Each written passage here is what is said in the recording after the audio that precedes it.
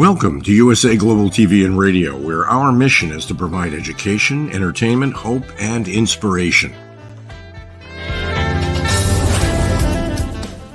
USA Global TV and Radio connects you with experts and audiences all around the world every single day to help you succeed in business and to live a richer life.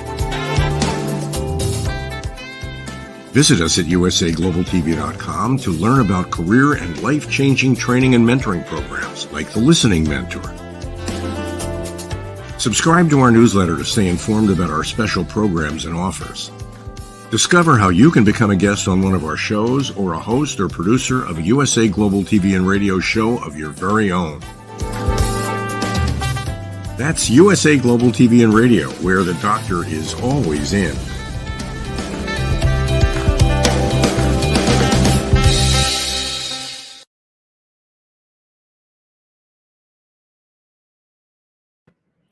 Welcome to USA Global TV and Radio. I'm your host, DIANN BOEHM, and our show today is Books, Blogs, and Poetry. If you're joining us for the first time today, wherever you are in the world, we are thrilled to have you, and we thank you to all our dedicated viewers. Dr. JACALYN, founder and CEO of USA Global TV and Radio, is producing the show today.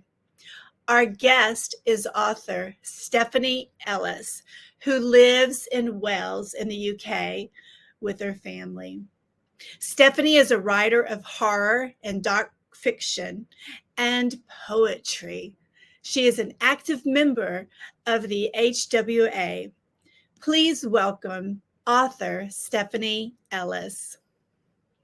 Hi, thank you for having me. Thank you. I have a couple of questions before we dive into all the great things you're writing. Would you like I pretty much am guessing what HWA stands for, but would you like to tell everyone? It's the Horror Writers Association. It does cause some confusion because I'm in a writers group with some other people and they're members of an HWA, but that's the Historical Writers Association. There you go. So you have to be careful you've got the right group, but it is the HWA that's sort of based in America and they've got chapters around the world. So it is global, although the main focus is in America. That's very exciting. You could almost blend the two together and have a joint party because when you do that research for horror, you know, you're looking at some pretty deep history as well, correct? Yeah, I've actually written some historical horror in recent times. I've been doing very much Norse-based short stories, which I blended in with my family background because I do a lot of ancestry training, going through the centuries to see who I actually descended from. And finding the Vikings there, I thought, well, I'd like to write some short stories about them. So I blended that in with the horror, and there's a few of those coming out this year, which has been great. Oh, that's very exciting. And you and I have something in common. I live on ancestry.com. It's awesome, isn't it? Yeah. And so I have a secret for you. So my maiden name is Floyd. And the Floyd family actually came from Brexon, Wales. From Wrexham? Yeah. Oh. How about that? When you were mentioning Wrexham earlier, I thought, oh, and then, you know, that's totally unexpected. I mean, my husband's Welsh, I'm English, and he's finding his family, and they have, some of them are from the Wrexham area, more Moldway, which is an unfortunate name for a town. But so it's, we spread far and wide. For my birthday present this year, I was given one of those DNA kits. Yes, I did that. I had that tested, and I'm pretty much British, but it's a bit of French, a bit of German, mainly British and some Scandinavian. So I have got that ancestry back there. But when I looked on the map, because you can see where your living relatives are, there's a whole bundle of third, fourth cousins in America. So I'll have to dive into that sometime, and we might find we're related that way. Well, my DNA kit showed basically the UK, Wales for my daddy, and then Scottish and Irish. So in a teeny tiny bit of Belgium. So That's like us pretty much. Although I did Yeah, find that it said that there's a pure French or German ancestor yeah, was found as near as in the 1800s yeah, through the Victorian era. But I've tracked my family through that time, and I'd looked at the censuses, and I couldn't find anyone who's French or German. yeah, So I'm going to have to go back through and find exactly what they meant by that. It may be yeah. something unfortunate that I might not want to know about, but who knows? I Skeletons found in the cupboard. yeah, I found some of those like in the 14th century. So sometimes you have to go way back. On Yeah. another note, before we dive into your books, so you're living in Wales, which is Yeah. absolutely beautiful. And I've Mm, only been in southern Wales. I hope to go back and go to northern Wales, but it's absolutely a gorgeous country. Part of the UK, I know, but still its own land. And you live with your family. So mm. are your children grown? Or you have babies at home? I think, I well, think I know the answer, but yeah, I've got children at home. They're all young adults now. They're all they've finished uni about a year Mhm. ago. They went through the whole studying through COVID while they were in uni, and it's impacted them a little bit. But Yes. they're all home and getting ready to make their own way in the world. So Mhm. we're in Wrexham as a base, and then once they've decided what they want to do, whether they're going to work and stay with us living or find their own places, because I know it's a lot harder now, we'll see. But that's partly why we're in Wrexham, because it gives them a good base to go off and try and find the jobs that they want to do. The Mhm. eldest, she's into festivals and things like that. She's just worked Glastonbury. My son, he's a musician, so he's trying to make his way with that. And then my youngest, she did psychology, and she's currently working with disabled students in a school. So they're all travelling their different paths, but they're very much home at the moment. Isn't that lovely? And it's exciting to do to you and your husband, and congratulations. It sounds like you've raised Mhm. some marvelous citizens of the world, and I'm Oh, sure they're they are. they're going to have a great positive impact in the world because they have Mm. you. Oh. So, any pets? No, I grew up with pets. I grew up in a very rural pub, which actually features in a way, in a disguised way, in some of my books. And we had cats, dogs, had ponies at the time. But then once you have family and children, I think the children were enough, so we don't have any pets anymore. I One know what day, you mean. maybe, but Yeah. it's too much of a tie, and they're expensive as well, so it's not quite what we can manage at the Yeah, moment. yeah. They pets are expensive Mm. and lots of love and care. That is for sure. But if ever you feel like your rural life, you want a taste of it, there's this marvelous UK show called All Creatures Great and Small. Have you ever watched it? Is that the one that's based on the James Herriot books? Yes, yes, Yes, yes. I watched a series of it back in the 70s or 80s when I was younger. I've read the books, Yeah, and I've caught a little bit of it occasion when I think they did a remake not so they long ago. they So did. I do like to see those sort of things. I'm watching we watched the remake and now we're watching the original. I think so anyway, that's a little tip for you if you decide you want to see a bunch of cows and dogs and every other little creature running around. Which brings me to, oh my gosh, horror. How did you decide that you wanted to be a horror writer? Ooh. I keep getting asked that, and it was just absolutely by accident. I started writing, oh, I keep saying several years ago, but time's moved on a bit since then. So, in my late 40s, I'd been writing a little bit and trying to enter competitions, write cute stories for people's friend, things like that. And they said, "You're a good writer, but you don't quite fit our remit." So I'd got a magazine, and it asked for stories for an anthology that were horror stories linked to potatoes in some way.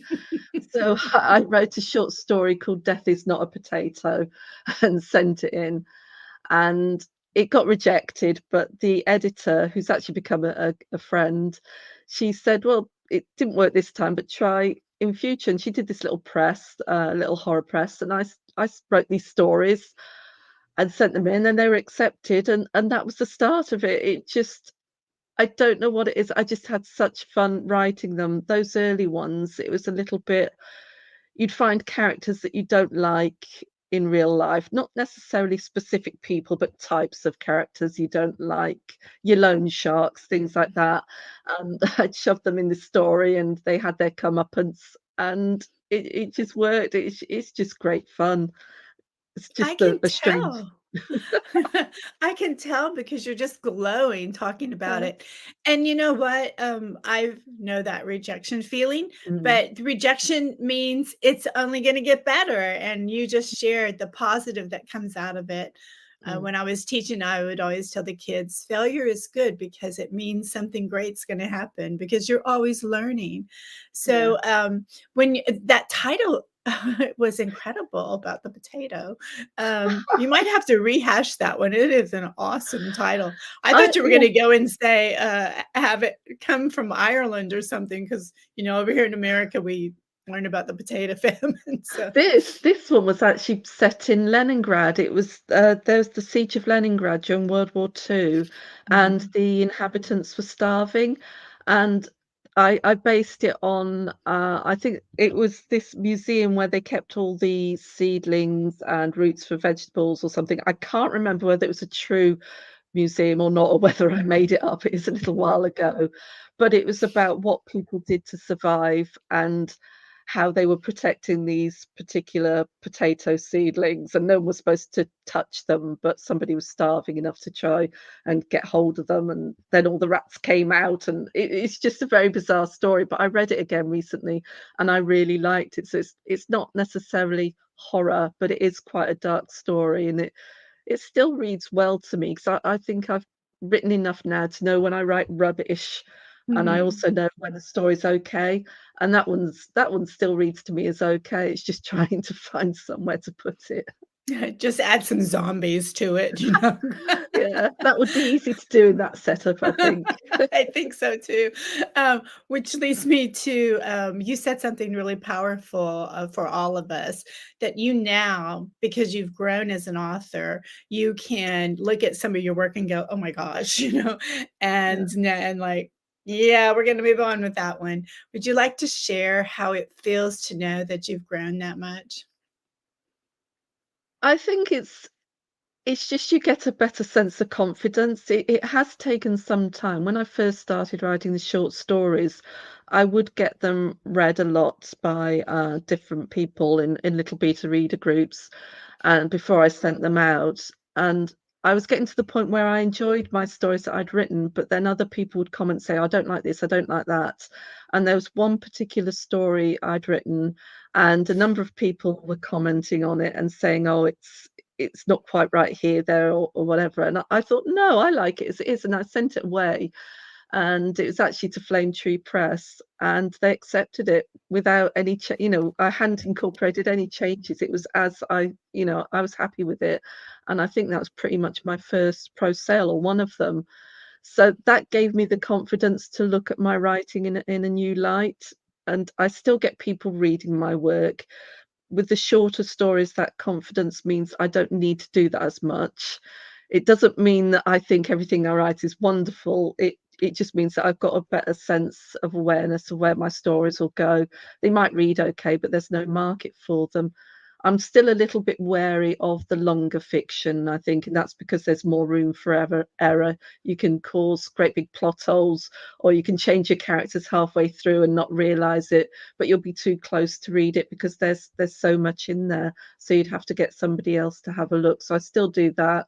But the shorter stories, if I'm happier with it, then I just go my own way and don't rely too much on what other people say. It's still valuable. I'm not saying it isn't, but you do have to get to a point where you think, this is my work, this is me, and this is what I want to do, rather than what somebody else necessarily might come back with. That's excellent, and, there was so much that you just shared that there. I was, like, ready to go one way, but then I was like, "Oh, wait, this is an interesting avenue to go too." But you're so right. It's your work, and it's lovely to have people read it and give their thoughts, but sometimes people deep down inside may not realize it, but they're like, man, I wish I could do this. So I'm going to let her, write what I would like to do. And good for you for thinking, yeah, that was great. Thank you so much. But now I'm going to stick with what I have. And it paid off. So that's Mm. great. That also leads to something you mentioned backstage that I think is important. You haven't been writing your whole life as far as professionally, and you want to inspire others. And so I'm going to let you take it away with what it is you would like to inspire and then I promise we're going to get into all your books. Oh, where to start? Well, the main thing is I'm 59, hitting the big 60 next year, but my writing career began very much towards the end of my 40s, and I was first published just before I turned 50. Before that, I hadn't really written. Yet, when I read interviews or listen to interviews with other horror writers at the minute, I would get a lot of this, oh, I started writing when I was 5 or 6, and I was watching Stephen King or reading Stephen King before I was 10. And for a lot of people, it makes you feel as though you're a bit of a fraud because you didn't start that early. I have been a reader for as long as I can remember, and I love reading, but it was only when I started working in a library and looking at some of the books there, and I thought, oh, I could do this. But it was later. It was after I'd had my children. I was a working mum. For a few years, I took a career break and I was at home as the kids were younger, and then went back into work. So it was very hard to find that time. And it meant that I would put things on hold until that time became available. And I thought, I'll have a go. But a lot of women think, oh, there's no time left. But I think for women especially, because you do a lot of looking after family, whether it's the younger family, and then as you get older, you've got older parents as well. You have got to find that little bit of time for yourself. And sometimes that only comes later in life. And there is room for you. There is room for lots of us, all those grey haired women. It doesn't matter about grey haired blokes. They're always they always share their work and everyone thinks it's wonderful, but women seem to be a little bit invisible. And I just want to say, no, we're not. We're out there. A new writer is not necessarily a young writer. A new writer can be someone who's 60, who's 70, who's 80. It doesn't matter. It just means that we have to get more out there a lot quicker because there's less time left to us. Bravo. You are absolutely right. And to me, 60, you're just a baby. So, we can live, they say now, if we eat healthy and take care of ourselves, we can actually live to 125. So if we're fortunate enough to have our mind and our body and so forth, we have a lot of wisdom we can share to Yeah. the youthful people. So Mm. everybody get out your pen, paper, however Yeah. you write, type, whatever, and start writing your stories, correct? Yeah, just get on and do it, and don't Just worry about what anyone else says. If you want to write horror, you write horror. If you want to write romance, romance. If you want to just mix them and write a romantic horror, then just go ahead, do what you want to do, and don't let anyone say you're too old. amen. Which now leads to, where would you like to start with your horror stories or your poetry? We want them all. Oh, I don't know. The dark poetry has been something. I will say there's a slight difference with the stories. The past few years, it's shown me that I want to write and I want to get my work out there and I want to sell my stories and I want to get the books on the bookshelves. But with the poetry, especially in a way is my happy place because there's not a lot of pressure on me and I like to write it. And I've been lucky enough to have some of that published in the Horror Writers Association Poetry Showcase. I've just had another acceptance there, so I've been in it for 4 or 5 years running now. I've done a little found poetry collection with Cindy O'Quinn, a Stoker-nominated writer from America, Foundlings, and that's up for an Elgin Award. And I've also done a horror novella in verse with another writer, Shane Keane, who's in America. So working on this side of the pond with someone in America seems to work. The poetry is just great fun. It's very relaxed and there's no pressure on me. It's totally different from the stories. The stories I love to write because I do want to try and earn a living. People say if you write, it's an art, and you should just be grateful for having your work out there. And yes, I am, but I want to make a little bit of money. I think everybody does. They just don't admit it. But I I would know the love to do feeling. that. Yeah, I'd love to do that. So I've been lucky to get some books published. I was first with Silver Shamrock Publishing for Five Turns in the Wheel and Reborn, and their folk horror. Also with Bottled and Paused, but they folded about a year or so ago. And then Brigid's Gate Press, who I'm with now, they were absolutely wonderful. They started up their press not long after Silver Shamrock died, and they took on my work because they knew me. They'd read the stories and they loved them. So I've been very lucky in finding somewhere that actually likes what I've written. But I'm trying not to send work to one particular place. I am trying other publishers. I'm trying an agent. I have a go every now and then, and I get rejected, and I leave it for a while, and then I go back again and see if somebody else wants me. But I'm going to keep putting the stories out there. But the stories are more like a more I won't say structured, because I pants everything. I don't plan at all. But it's there's more stress, I suppose, with the stories than there is with the poetry. The poetry is absolutely a playground for me, and the words just seem to come with that. With the stories, it's a bit harder work. So, again, several things I want to ask you. First of all, I find it amazing that poetry is your playground, because for me, I would start sweating. I think it's such a gift for people who can write poetry, and good on you for that. Secondly, you said you were a pantser. It kind of slid through there. Would you like to share with everyone what a pantser is versus a planner? Oh, it's somebody who makes it up as they go along completely. I get an idea for a book or a story, and it's usually somebody in a place. I get the setting and this person, and they're just there, and then I just sit behind their eyes and I go with them, and their story evolves, and so I just make it up as I go along. I don't know where it's going. I don't know an ending until I'm about 3/4 of the way through. It'll just suddenly happen that I know. I used to panic and think I'm writing all these thousands of words and I've got no idea where it's going. But for each book, it just seems to be naturally about that 3/4 mark that I say, oh, yeah, that's how it's going to end.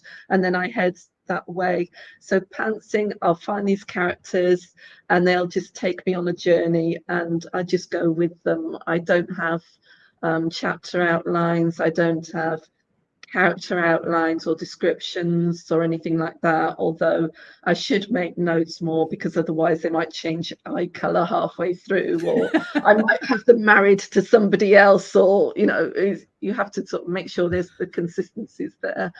But there's a freedom there. I did try planning a book once when I first started and got an outline with all the chapters, and they just would not the characters would not obey what I wanted them to do, and Exactly. that just gave me stress. So I thought, no, I'll leave that and I'll just write.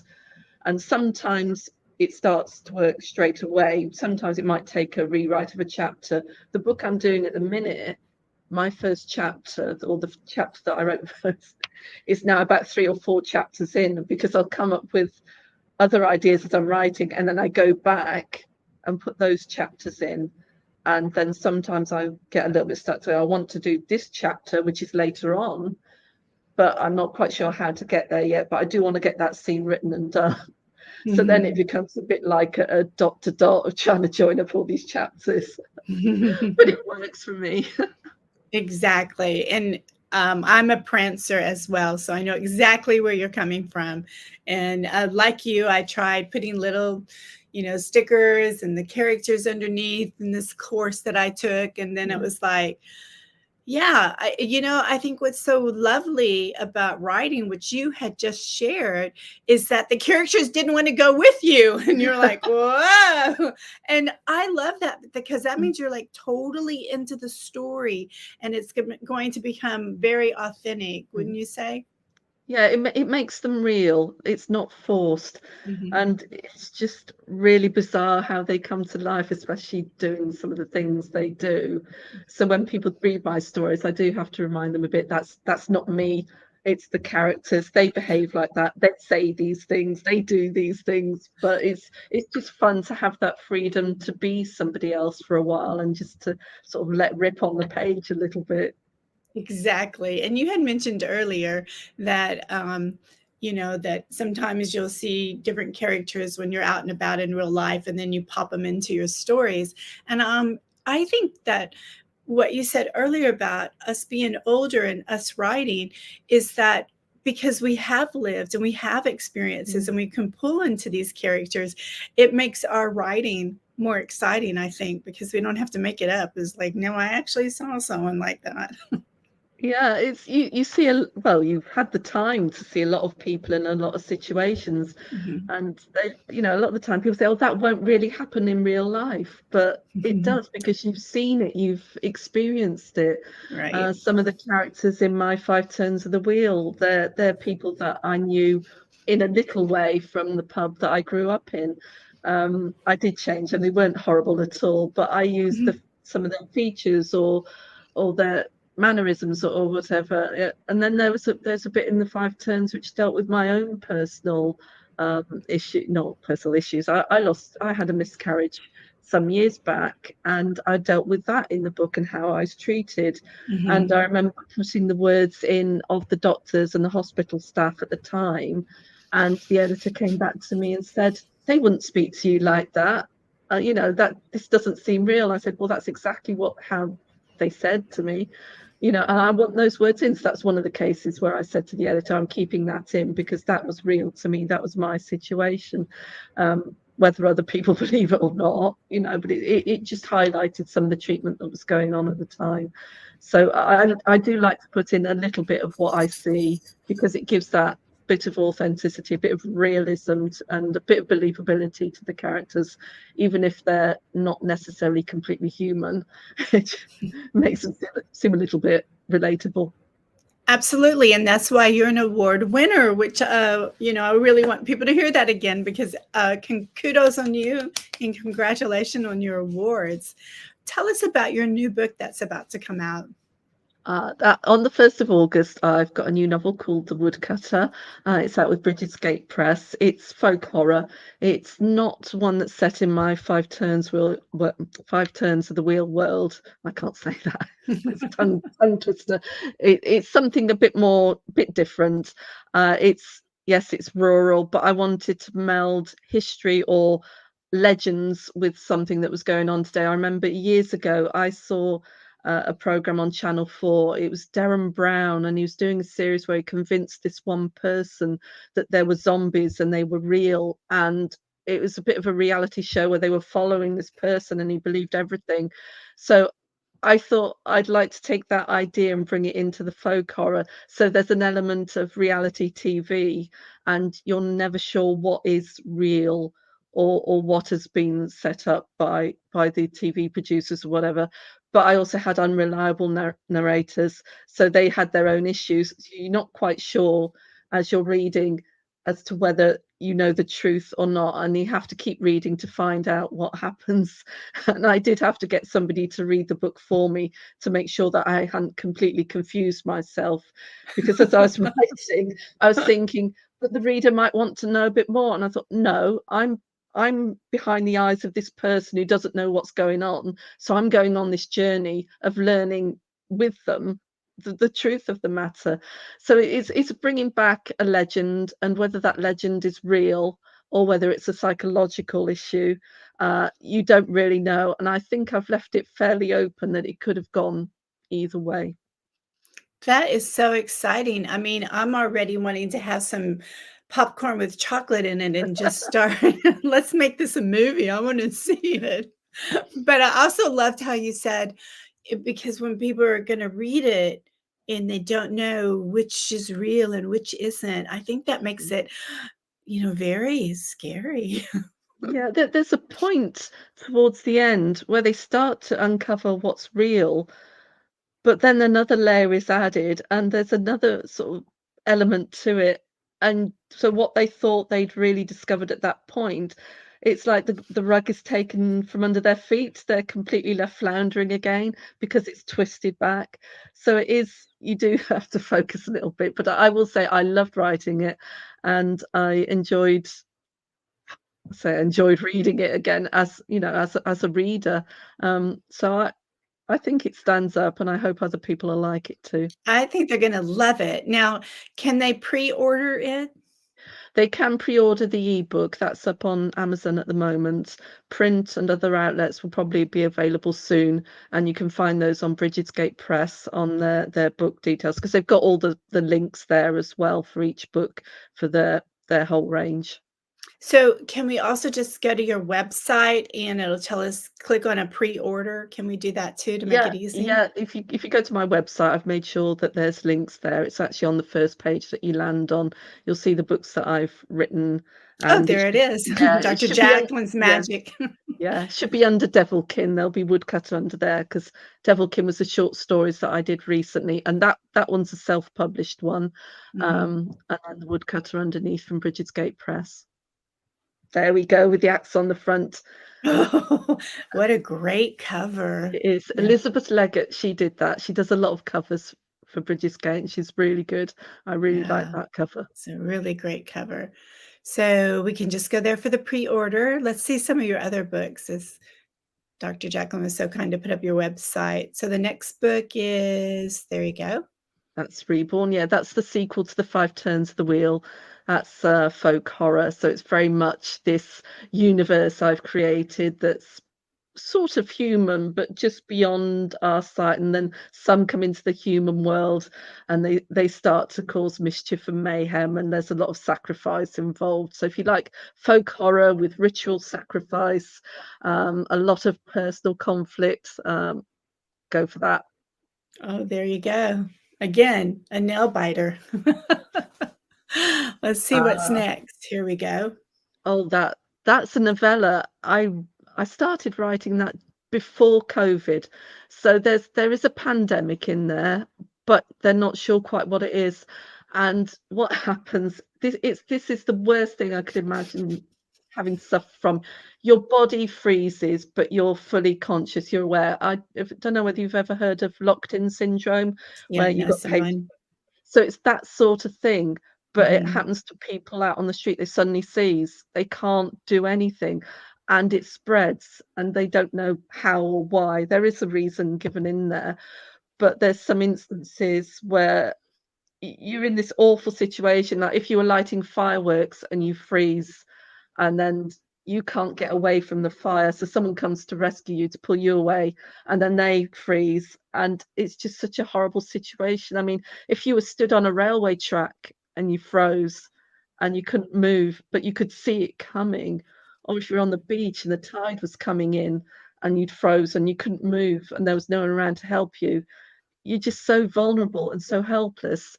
And so there's that element of vulnerability there, but there's also the reactions of other people to those who are left like that. Yes, there are some who would try to help, but there are also those who would take advantage, and I show a little bit of that. It's like when you see these days, if there's an accident, not everybody goes to help. The first thing they seem to be to do is they get the phones out and video it.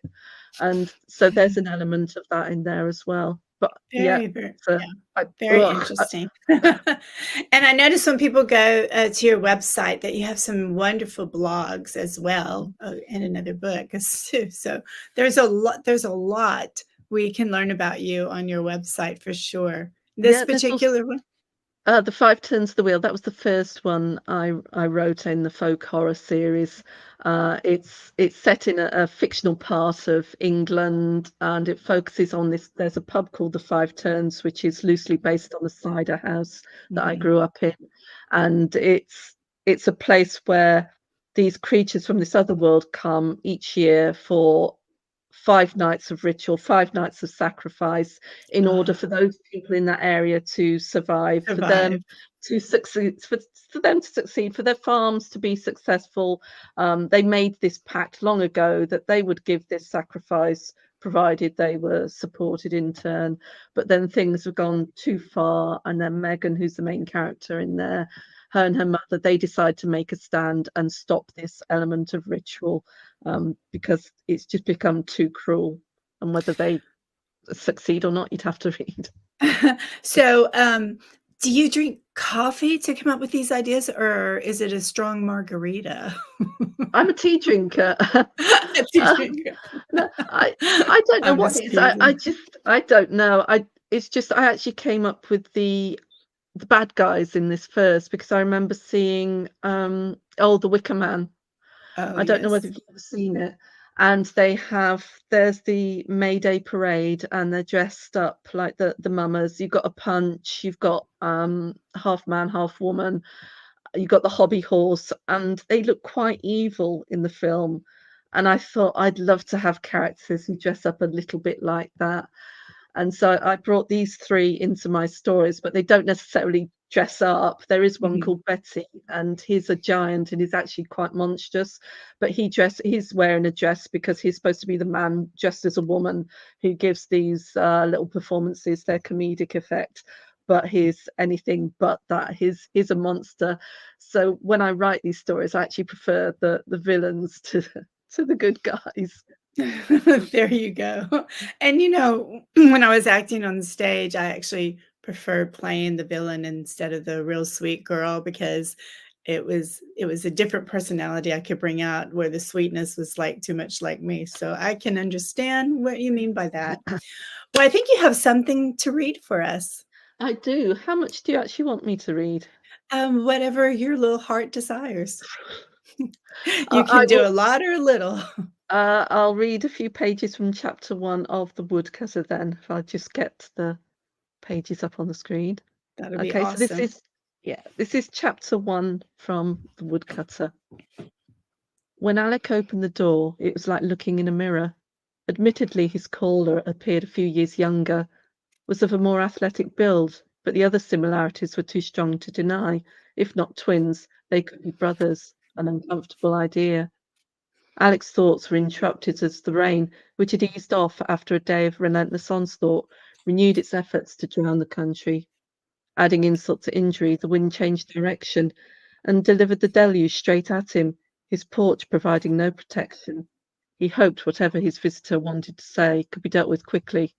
The stranger stood in silence, ignoring the discomfort of the elements. "Yes, can I help you?" prompted Alec, hoping his meaningful look at the heavy clouds would convey enough of a hint to bloody well get on with it.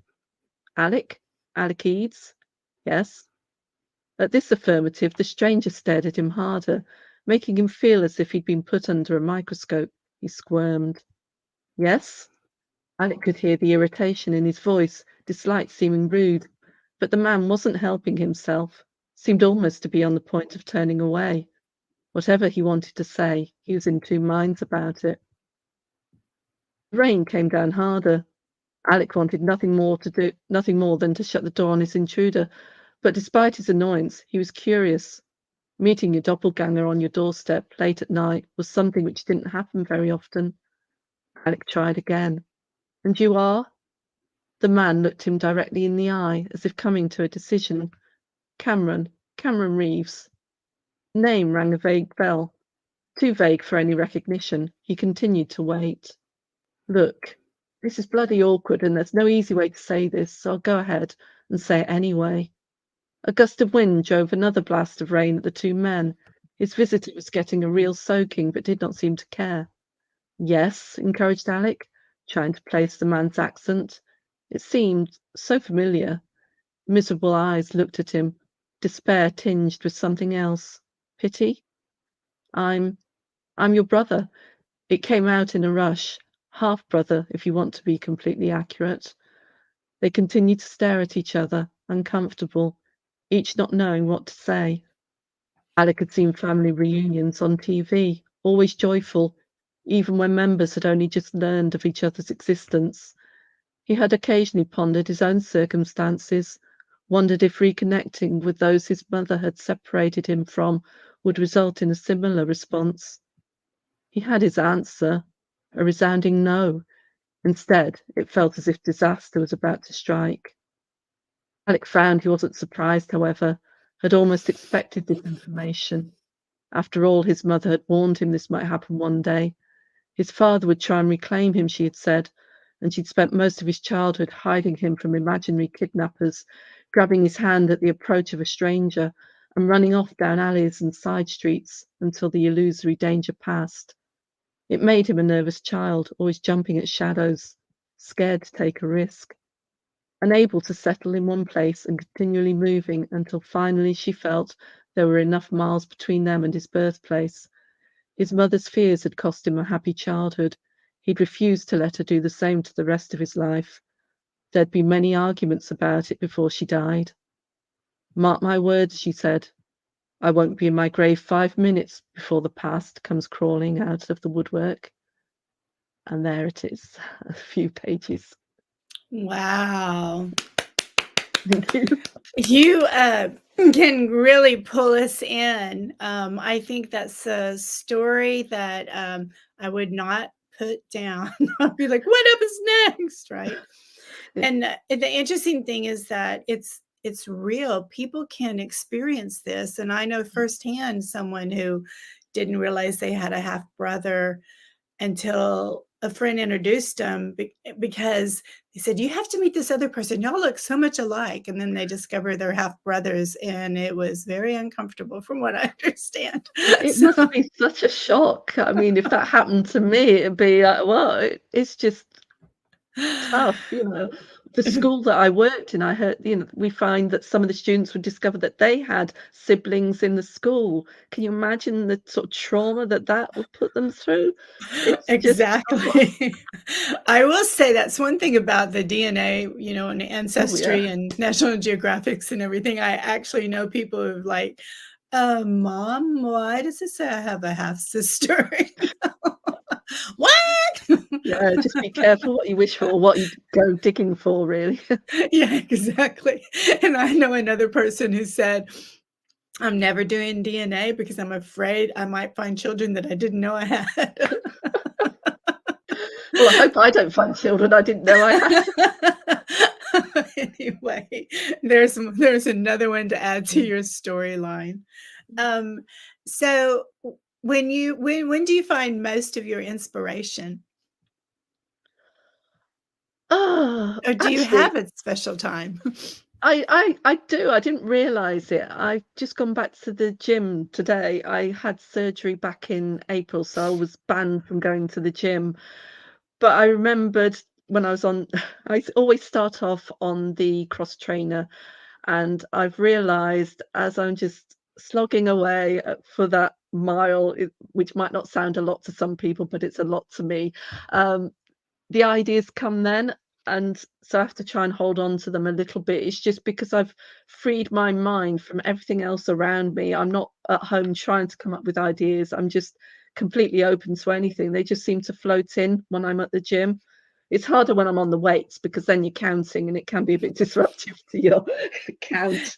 Exactly. And you are so right. I mean, I actually prefer taking meetings and say, can we go for a walk and have our meeting? Because the ideas and everything, it like you said, your mind is free. So that was exciting. And congratulations to be able to go back to the gym, and the fact that you are going back, because many people, I mean, you've just inspired people, because many people just say, I can't even think about doing that again. I might hurt something. I'm just not going to exercise. But look at you back at the gym, hard at it.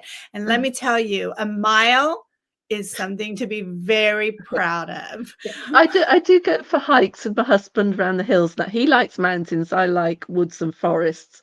But I do go up the inclines with him occasionally, not too much. So I'm relatively fit, so I don't mind that. But I have found that I'm seizing up a lot more, especially doing desk work. So I went to Pilates last night with my youngest, actually, for the first time for years. I hadn't done it since she was sort of, so, you know, quite little. And she was it was good fun. I was I was a bit creaky. I couldn't do everything that I used to do years ago. And she was lying next to me, giggling away. So maybe I might had put that other same people. I had that same experience with my daughter, but Pilates is wonderful and so good. Now we're going to be closing up the show, but I just really want to thank you for inspiring men and women of any age to Yeah. get out there and write, tell your story. Maybe it doesn't have to be a full-on chapter book, a No. novella, like you said, but just write. That was wonderful. Yeah. And to share your news stories. And let's remind everybody again how they can pre-order your book and remind them the name of the book. Okay. Well, The Woodcutter is out on August the 1st, and you can pre-order the ebook from Amazon. Other links, well, print links and other places to buy it will be available at some point after the launch, but the ebook is there. The links are also on my website at stephanieellis.org. And they can sign up for a newsletter or your blog. Oh, yes. I'm terrible at that. I've joined Substack like a lot of other writers, and I try and get something out about once a month, and I think there's a link to that on my website. My Twitter is also shows up on my website, so you'll find me there. I will say I've taken the plunge and gone on to TikTok in recent times. That's because I found a little bit of free video making software on Windows. And again, this is for anyone. Anybody can do anything. If they find this software, just have a go. I'm all for finding free software. And so I started making little videos of poetry and also links for my books. For The Woodcutter, I put a little reading on there last night, and there's a summoning poem in there that's a bit creepy, so I put that up. So yes, I'm on TikTok as well with all the Look at youngsters. you. Bravo.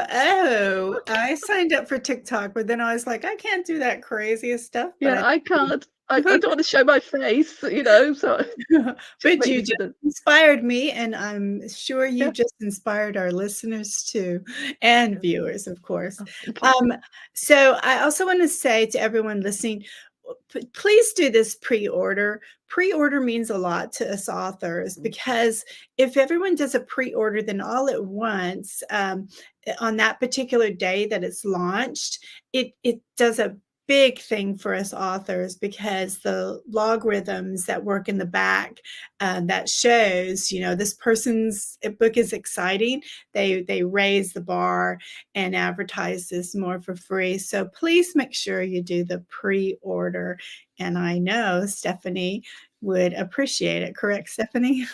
Oh, I would. I'd really appreciate it, and reviews as well. So if you've Oh, enjoyed the book, absolutely. or even if it didn't quite if it wasn't quite for you, feel free to say that. It doesn't matter. It's just nice to have the feedback and to know that other people read it. And if it's not my book, then buy someone else's book and review theirs, or pre-order theirs as well. There's books out there for everybody. So yes, I'd love lots of people to buy my books, but I'm a reader, and you can see the shelves behind me. I've got other shelves over there as well. I'm there buying other people's books. So you need to keep writing. You need to start writing to make those books that people like me will be like, would like to read. Beautifully said. Well, I hope you'll come back to our show. I'd love for you to read some poetry the next time you come back. And I want to hear all about how the kickoff to your new book did. And I hope you have a very blessed day. Thank you for coming. Oh, thank you for having me on. It's been such great fun, and I'd love to come back and read some of my horror poetry with Oh, that you. would be great. I'll have the popcorn with chocolate ready to go. Yeah, Take care. Thank you so much. thank you.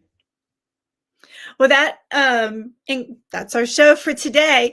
What a wonderful author we had. If you are interested in dark fiction and poetry and horror, please look up stephanieellis.com, because she will keep you entertained. I loved interviewing her. I found her very inspirational. And just to reiterate what she said, we're all storytellers. So just start writing. And maybe you don't have time to put a lot to it. Just start writing, and the time will come and you'll get that book out and you're like, oh my gosh, I got a great story here. And just get going. Well, that concludes today. And I hope you all have a fabulous day and make time to read. Bye for now.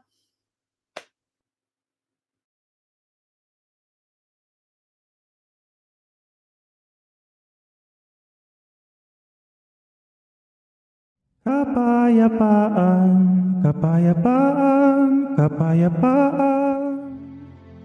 Diann Floyd BOEHM's A Song of Peace tells the story of a young lad named Tommy whose fervent wish for peace on earth touches the hearts of his friends and family, spreads to his community, and eventually unites the whole world around making his dream of peace a reality for everyone. Sit down with the children in your life and share Tommy's amazing story of love and hope. Sing your own song of peace and invite the children to join you. Tommy's tale is more than just a story. It's a movement, and everyone's warmly welcome to take part. Kapayapaan, kapayapaan, kapayapaan, kapayapaan.